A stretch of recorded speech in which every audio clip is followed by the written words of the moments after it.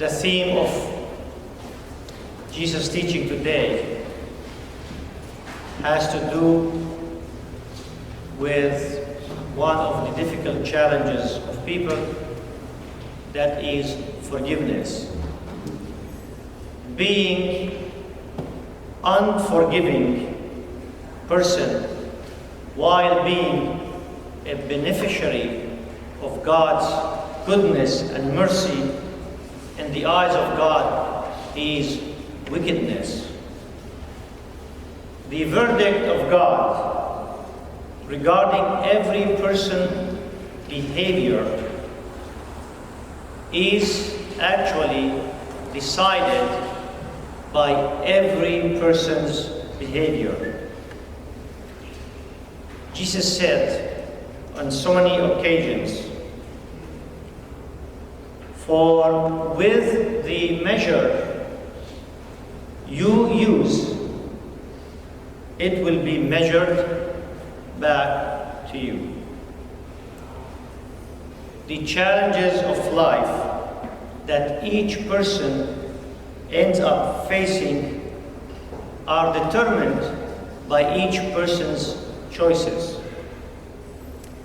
The final verdict of God regarding each person's character and actions is decided by the person himself, or I should say, pre-decided by the person himself before the moment comes when we stand in front of God. Forgive, and you will be forgiven, Jesus says, which means the opposite is correct.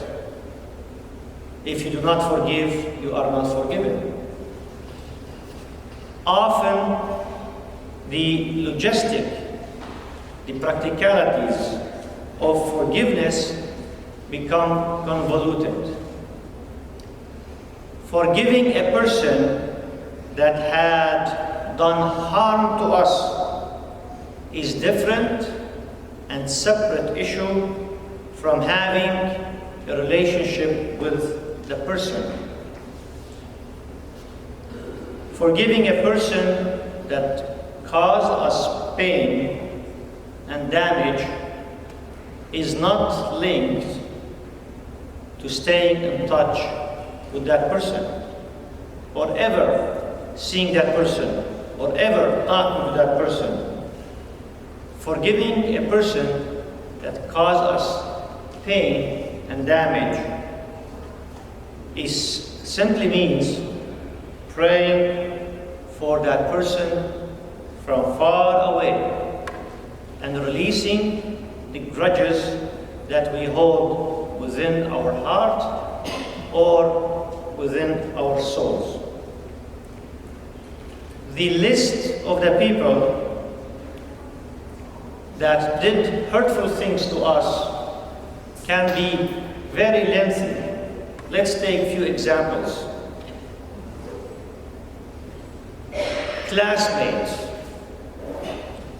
bullies, former friends, former spouses, siblings, relatives, parents, children, co-workers, present or former, strangers, clients, service providers, and so on and so forth.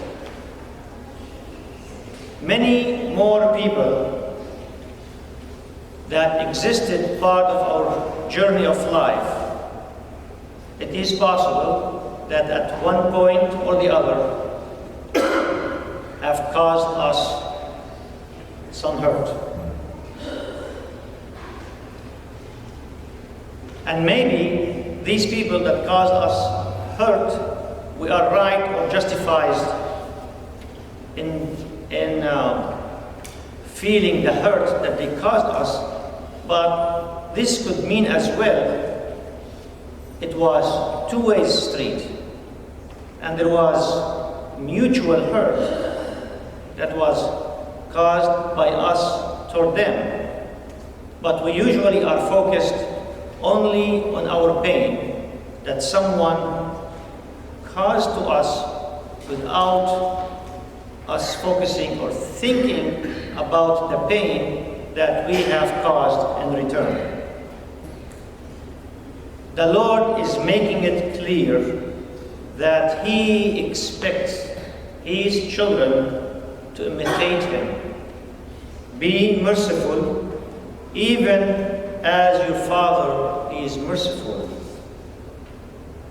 Forgiving others in one's heart releases the trespasser from the bondage of their sin that they committed that caused us pain, or for whatever we perceive they caused us or they did against us.